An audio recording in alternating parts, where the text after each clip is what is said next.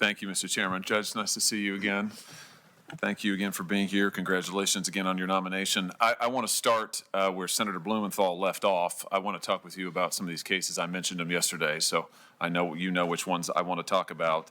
These 7 cases, child pornography cases, in which you had discretion. They came before you. You had discretion to sentence one way or another in these 7 cases. Not every case, of course, do you have discretion. Sometimes the law requires you to impose a sentence, certain sentence. But in these 7, you had discretion, and in each of these 7, you chose to depart both from the federal guidelines and also from the government's, the prosecutor's recommendations. Senator Lee's asked you a little bit about this. Senator Cruz has asked you about it. He had a chart with the 7 cases on it. Before we jump into those, I just want to correct the record on 1 or 2 things. Senator Coons suggested that in 3 cases, Nickerson, Wynn, and Fife, you actually imposed sentences either within the guidelines or at the same level of the prosecution. But in Nickerson, you didn't have any discretion. That was an 11C1C case. The law bound you. And Wynn wasn't a child porn case, and neither was Fife. Just one other quick thing to clarify. As to these comments about the probation office doesn't issue national guidelines, right? I mean, the probation office doesn't issue sentencing guidelines. They're not public. They're not recommended to all judges. The probation office provides advice to judges case by case, usually in private, usually not available to the public. Is that right, Judge? Not exactly, Senator. The probation office in criminal cases is assigned by the court to work with respect to the evaluation of cases, in every case consistent with Congress's requirements. The probation office prepares a pre-sentence report in which they review all of the statutory factors concerning sentencing. Congress has a statute for sentencing. It requires judges to consider the nature and circumstances of the offense, the history and characteristics of the defendant, the need for the sentence imposed to promote various purposes of punishment. There are many purposes listed in the statute, and the probation office is the arm of the court that does factual investigations in every criminal case, unless there are certain cases in which you can waive it, but the background is the probation office's assessment of the facts related to a particular sentence and a particular crime. And the probation office's report, when a court sentences, actually, in most cases, becomes the findings of fact of the court. And so the probation office appears just like the prosecution and the defense. The probation office has written a report, and they make a recommendation to the court based on their independent analysis related to the facts of a particular crime and defendant and sentence. Understood. So they give the court counsel, understood. However, they don't issue guidelines. They're not uniform. It is by its very nature a case-by-case inquiry, as you said. The report goes to the judge. As I understand it, the pre-sentencing report, I'm sorry, the probation reports are not public in all of the cases that we're talking about here. I'd love to see them if they are. But it's not as if there's one set of guidelines that are federal sentencing guidelines, and then there's the probation guidelines. The probation office is giving advice to the judge. It varies case by case. Senator, but it's not the same. Sorry, I thought you were done. No, that's all right. Let me ask you about a specific case. I mean, let's talk about, I listed these 7 cases in which you had discretion and you did not follow the prosecutor's recommendation or the sentencing guidelines. But let's just talk about one of them, because we've talked about some of them as a group. Let's talk about United States versus Hawkins. I think that's one you probably remember from 2013. The defendant there was Wesley Hawkins. He was 18 years old at the time. He uploaded 5 video files of child pornography from his computer to YouTube. This is how the police got onto him. He then uploaded another 36 depictions of child porn and other lewd photos of children to his iCloud account. When the police executed a search on his apartment on the premises, they found 17 videos on his laptop and 16 images of child pornography, all of them very graphic, some of them involving very young children, 17 videos in particular. This is from the government sentencing memorandum in this case, just so we understand the facts. Here are some of the videos that the government charged and they recovered. There was a 24-minute, 6-second video depicting a 12-year-old male committing a sexual act. I'm not gonna read exactly what it was. There was a 1-minute and 57-second video depicting an 8-year-old committing a sexual act. There was an 11-minute and 47-second video depicting an 11-year-old committing a sexual act and being raped by an adult male. There was a 15-minute and 19-second video depicting two 11-year-olds committing sexual acts. There was a 7-minute and 51-second video depicting a 12-year-old committing a sexual act. So, as the government said in this case, and I'm quoting now from the transcript of the sentencing hearing, 17 videos is a lot. And some of the videos, including the ones that are described in the statement of the offense, and I've just related some of them, are very lengthy and include numerous images, numerous views, sometimes collages, sometimes multiple victims. You see the act in progress. The government goes on to describe some of these as sadomasochistic images. So this is a tough case. This is one of those tough cases you were referencing earlier. You talked about it this morning. You said these cases are terrible. This is one of them. This is terrible stuff. This is not a good guy who's doing this stuff. Guidelines recommendation in the case was 97 to 121 months. So if I'm doing my math right, that's up to 10 years. And in this case, the guidelines recommendation was essentially written by Congress because in the PROTECT Act of 2003, Congress specified what they wanted the range to be in these kind of cases. And Congress also specified what they wanted the mandatory minimums to be. I know you remember the PROTECT Act because you've talked about it. You've given lectures on it. And it was enacted, as I said, in 2003. It was 84-0 was the vote here in the Senate. The reason the PROTECT Act was put into place is the Senate was concerned over lenient sentences by judges in child porn cases, which is what you described. You said about it, there was an increasing perception on Capitol Hill and within DOJ that liberal judges were to blame for the downward pressure on federal sentences and that legislation was necessary to rein them in. That's you in 2011 describing this law. So Congress has set the guidelines here, 84-0 in the Senate. I noticed the chairman voted for it, as did a number of other members of this committee. So the Congress sets the range. Essentially, it's 97 months up to 10 years. Now, the prosecutor in this case, this is in D.C., of course, you're on the federal district court. The prosecutor in this case, it's a liberal administration, I think it's fair to say. This isn't the state of Texas. See my colleague from Texas next to me here. The prosecutor in this case, nevertheless, still asked for 2 full years in prison. You gave the defendant 3 months. Guidelines called for 10 years. Prosecutor wanted at least 2. You gave him 3 months. And when you did, you made a number of arguments and statements in the record, and I'd like to go through some of them because I've read them all. And the first argument you made was that the federal guidelines that punished child porn offenders, the ones that Congress wrote, were, and I'm quoting you now, are in many ways outdated. That's your quote. And you went on to say about why you thought they were outdated. I'm going to quote you again. You say, and I quote, "I don't feel that it's appropriate to increase the penalty on the basis of the number of images or prepubescent victims," meaning little kids, "as the guidelines require, because these circumstances exist in many cases, if not most, and don't signal an especially heinous or egregious child pornography offense," end quote. I just want to ask you about that because I just have to tell you I'm having a hard time wrapping my head around it. We're talking about 8-year-olds and 9-year-olds and 11-year-olds and 12-year-olds.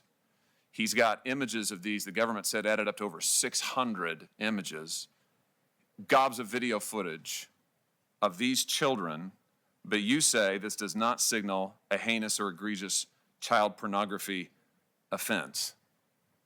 Help me understand that. What word would you use if it's not heinous or egregious? How would you describe it?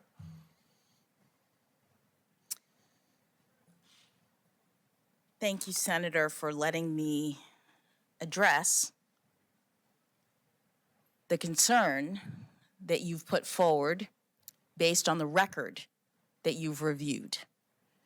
As a judge who is a mom and has been tasked with the responsibility of actually reviewing the evidence that you would not describe in polite company, the evidence that you are pointing to, discussing, addressing in this context is evidence that I have seen in my role as a judge. And it is heinous, it is egregious. What a judge has to do is determine how to sentence defendants proportionately consistent with the elements that the statutes include, with the requirements that Congress has set forward. Unwarranted sentencing disparities is something that the Sentencing Commission has been focused on for a long time in regard to child pornography offenses. All of the offenses are horrible. All of the offenses are egregious. But the guidelines, as you pointed out, are being departed from even with respect to the government's recommendation.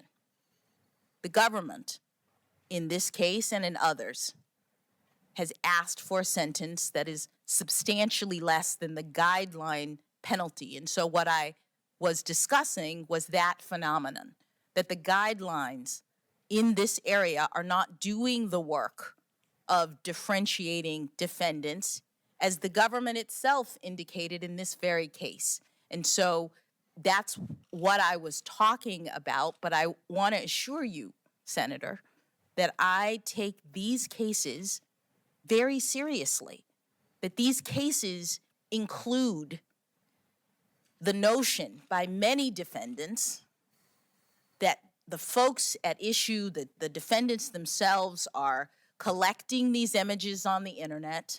They're terrible things that have happened, but they're not involved, say the defendants. They're not focused on, what is actually happening to the children. And so part of my sentencings was about redirecting the defendant's attention. It's not just about how much time a person spends in prison.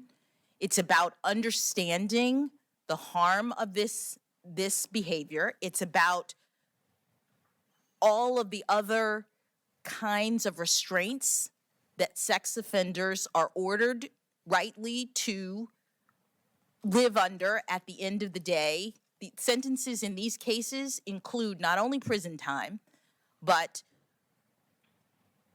restraints on computer use, sometimes for decades.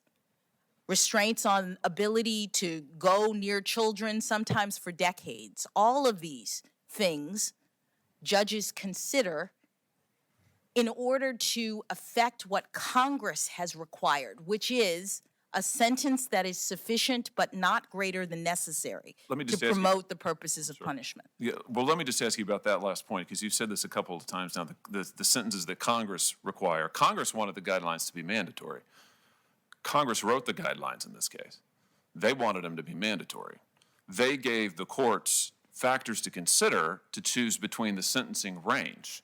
Congress wanted you to choose between 97 and 121 months. That's what Congress wanted. The Supreme Court in Booker said that the sentencing guidelines would be discretionary, so the Supreme Court gave you the discretion. But if we're talking about what Congress has wanted, Congress wanted them to be mandatory. My only point in raising that is just to say that you had discretion in these cases, and you used your discretion to choose the sentences that you did. Let me ask you about some of the things, though, that you said, because you said this morning, and I appreciated it, how you want to direct the defendants. You want to get them to own up to what they've done in these cases. And I thought that was powerful, and I thought it was right. But let me just ask you about what you said to this defendant. You said to this defendant, for whom you sentenced to only 3 months in prison, that your collection, I'm quoting you, your collection at the time that you were caught was not actually as large as it seems. The government felt the need to respond to you on the record. They said the government doesn't believe that it's appropriate to just disregard the number of images, that the number of images can be appropriate. And indeed, in this case, the defendant has amassed an extremely large collection of child pornography. but you disregarded that. You also told the defendant, you said this seems to be a case where you were fascinated by sexual images involving what were essentially your peers. And then you went on to say the defendant was merely trying to satisfy his curiosity. Curiosity is your word. One more thing on this, same idea. You said you were viewing, this is you to the defendant, you were viewing sex acts between children who were not much younger than you. And this whole discussion is about why you're only giving him 3 months. Judge, he was 18. These kids are 8. I don't see in what sense they're peers. I've got a 9-year-old, a 7-year-old, and a 16-month-old at home. And I live in fear that they will be exposed to, let alone exploited, in this kind of material. I don't understand you saying to him that they're peers and that therefore you were viewing sex acts between children who are not much younger than you, and that's somehow a reason to only give him 3 months. Help me understand this. Senator, I don't have the record of that entire case in front of me. What I recall with respect to that case is that unlike the many other child pornography offenders that I had seen as a judge and that I was aware of in my work on the Sentencing Commission, this particular defendant had just graduated from high school. And some of, perhaps not all when you were looking at the records, but some of the materials that he was looking at were older teenagers, were older victims. And the point, Senator, is that you said before the probation office is making recommendations and they do so on a case-by-case basis. That is what Congress requires. This is not done at the level of But you had discretion, Judge. You admit that, right? I just want to be clear. Senator, sentencing is a discretionary act of a judge, but it's not a numbers game. It's not, I understand that Congress wanted the guidelines to be mandatory. The Supreme Court in 2005 determined that they couldn't be, in an opinion by Justice Scalia, determined that they couldn't be, and Congress since then has not come back to amend them or to change them or to make them mandatory again. And so there is discretion at sentencing, and when you look at the sentencing statutes, Congress has given the judges not only the discretion to make the decision, but required judges to do so on an individualized basis, taking into account not only the guidelines, but also various factors, including the age of the defendant, the circumstances of the defendant, the terrible nature of the crime, the harm to the victims. All of these factors are taken into account, and the probation office assists the court in determining what sentence is sufficient but not greater than necessary. And I appreciate, Senator, that you have looked at these from the standpoint of statistics, that you're questioning whether or not I take them seriously or I have some reason to handle them in either a different way than my peers or a different way than other cases. And I assure you that I do not. That if you were to look at the greater body of not only my more than 100 sentences, but also the sentences of other judges in my district and nationwide, you would see a very similar exercise of attempting to do what it is that judges do, attempting to take into account all of the relevant factors and do justice individually in each case. Well, let's keep talking about this case. You also said to this individual who is an adult, tried as an adult, 18 years old, you also said to him, besides saying that you thought his victims were his peers, you also said there's no reason to think that you are a pedophile. And then you went on to say, again, that's another reason why you weren't going to give him, you're only going to give him 3 months because you had judged that he wasn't a pedophile. And then you said, and this is something I really need your help understanding, Then you apologize to him. And I just have to tell you, I can't quite figure this out. You said to him, "This is a truly difficult situation. I appreciate that your family's in the audience. I feel so sorry for them and for you and for the anguish this has caused all of you. I feel terrible about the collateral consequences of this conviction." And then you go on to say, "Sex offenders are truly shunned in our society." I'm just trying to figure out, Judge, is he the victim here or the victims the victims? You're saying that you're apologizing to him. You're saying you're sorry for the anguish this has caused him. There was a victim impact statement in this case. It didn't get read into the record, but it was there. I've described the videos that we have. You say earlier in the case, you talk about how heinous these crimes are, and you describe them to your credit. You describe how heinous it is to your credit, and yet here you are giving him 3 months and apologizing to him and saying you feel sorry for the anguish it's caused him, and also saying you think that sex offenders are truly shunned in our society. So just talk about that. Help me understand. I mean, is he a victim? Is that your view here? Is that why you said this? Is that what you meant by it? Senator, I again don't have the entire record. I remember in that particular case, I considered it to be unusual, in part for the reasons that I described. I remember in that case that defense counsel was arguing for probation, in part because he argued that here we had a very young man, just graduated from high school. He presented all of his diplomas and certificates and the things that he had done, and argued, consistent with what I was seeing in the record, that this particular defendant had gotten into this in a way that was, I thought, inconsistent with some of the other cases that I had seen. Part of what a judge is doing, as required by Congress, is thinking about this case, thinking about unwarranted sentencing disparities, that's in the statute, other cases, other determinations that a judge may have made about this. I don't remember in detail this particular case, but I do recall it being unusual. And so my only point to you is that judges are doing the work of assessing in each case a number of factors that are set forward by Congress, all against the backdrop of heinous criminal behavior. But the guidelines are no longer mandatory. Congress has not corrected, as you would say, the Supreme Court's determination about that. Justice Scalia's decision that the guidelines are not mandatory. Congress has not said that. And Congress has given judges factors to consider. This, in my view, was an unusual case that had a number of factors that the defendant was pointing out, that the government was pointing out, that the probation office was pointing out.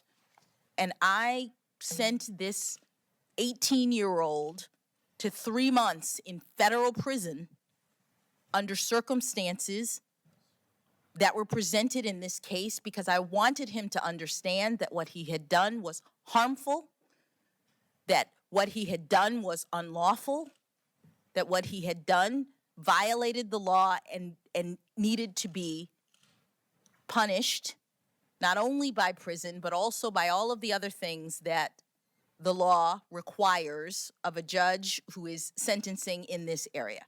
But Judge, with all due respect, and I'm telling you what, I'll be direct with you. I am questioning your discretion, your judgment. That's exactly what I'm doing. I'm not questioning you as a person. I'm not questioning your excellence as a judge, frankly. But you said it. You had discretion, and that's exactly what I'm doing. I'm questioning how you used your discretion in these cases. And to me, to take a guy who's 18 years old, who has what the government says is an extremely large collection of prepubescent pornography, 8-year-olds, 10-year-olds, 11-year-olds, we're talking about, I mean, gobs of hours of time here that he has, And you say to him what? That you say that, well, it was just a collection. I mean, he was just viewing it, and it was, essentially they were his peers. You say to him that he's not a pedophile. I don't know how you know that. I don't know why that's relevant to the guidelines, but maybe it is. You say he's not a pedophile. You say that you're very sorry for him and what he suffered, and then you give him 3 months when, frankly, a liberal prosecutor is asking for 2 full years. I mean, it does seem like an extraordinary case to me. It would bother me no matter what. It really bothers me when in every case, child porn case you've had discretion, you've sentenced below the guidelines and below the government's recommendation. And saying that sex offenders are truly shunned in our society, as you said to him, it reminds me, it echoes what you said as early as law school on that Harvard Law Review article Senator Blumenthal was just talking about. There you say, and I'm quoting you now, in the current climate of fear, hatred, and revenge associated with the release of convicted sex criminals, courts must be especially attentive to legislative enactments regarding these sex criminals. I guess like this, the enactment here, the PROTECT Act that Congress enacted. So I want to try to understand here, is it your view that society is too hard on sex offenders? You say they truly are shunned in society. You wrote that many of these laws are products of a climate of fear, hatred, and revenge. So just is that still your view? I mean, do you think that these laws are too tough, that we're too tough on sex offenders? Explain what you meant in this case in 2013, and it seems to be the same thing you said many years ago.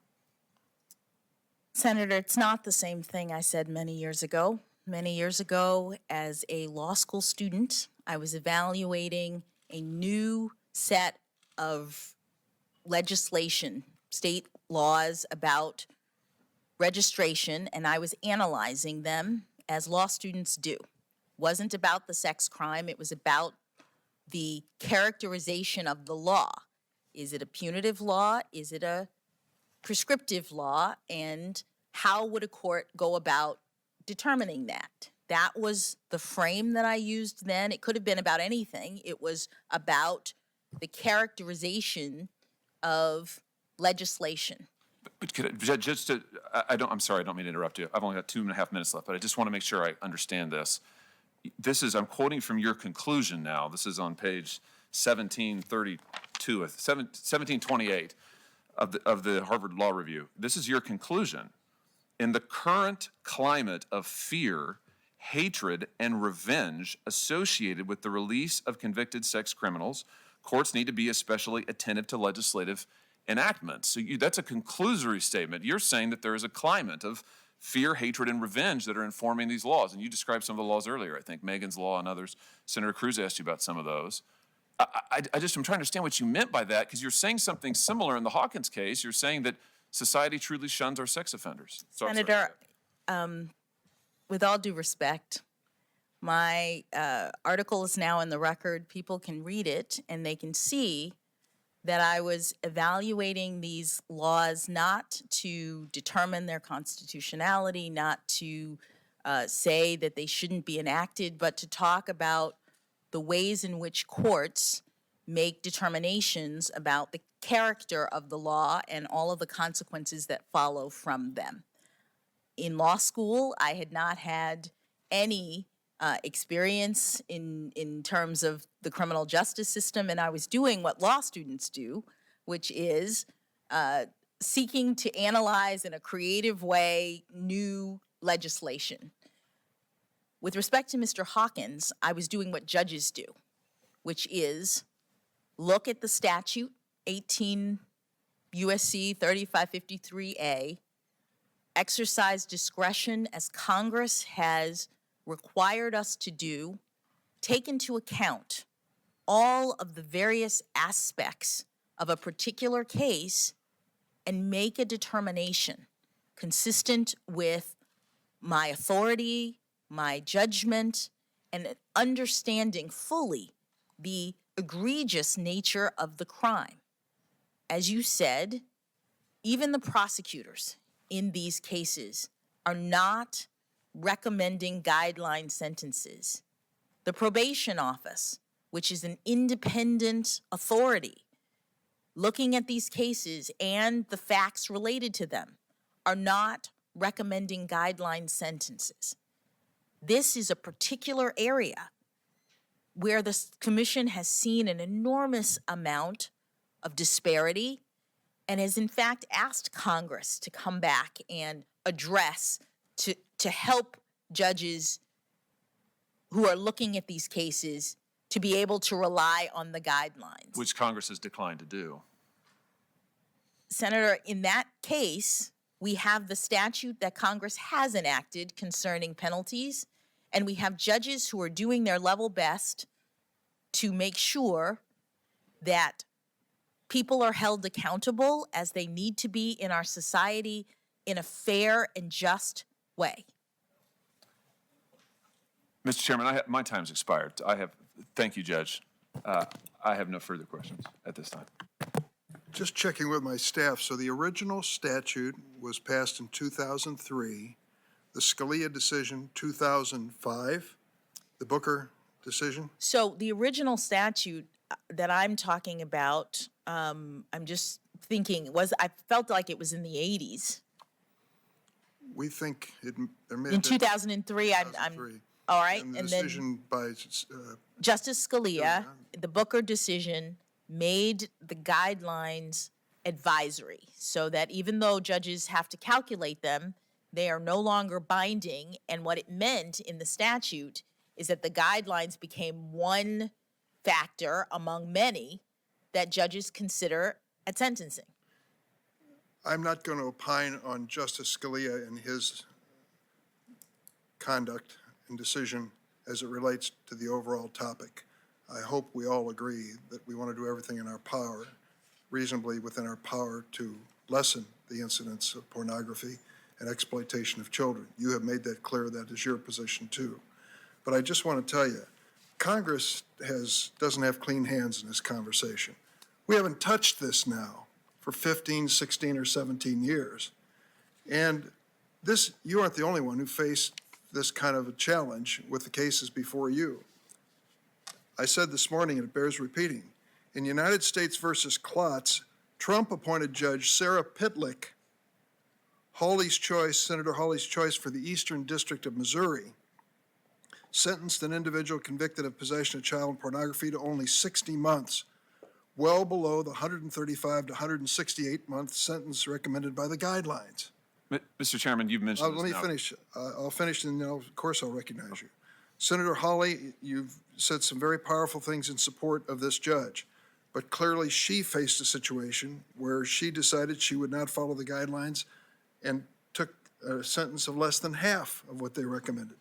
We have created a situation because of our inattention and unwillingness to tackle an extremely controversial area in Congress and left it to the judges. And I think we have to accept some responsibility for that, Senator. I just wanted to say, Chairman Durbin, since you mentioned Judge Pitlick in the Klotz case, she followed the prosecutor's recommendation in that case. As I've said over and over, part of my concern with Judge Jackson is that she has not followed the prosecutor's sentences. She didn't in the Hawkins case we were just talking about, or the guidelines.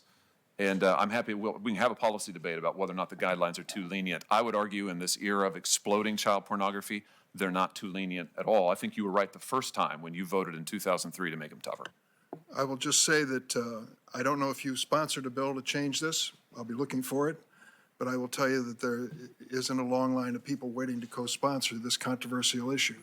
If we're going to tackle it, we should, but we should concede in the meantime that we've left judges in the lurch in many of these situations. There is no clarity in this situation, and I think to hold this judge responsible for the overall situation is to ignore our nonfeasance, malfeasance, whatever it might be, and lack of responsibility in dealing with this.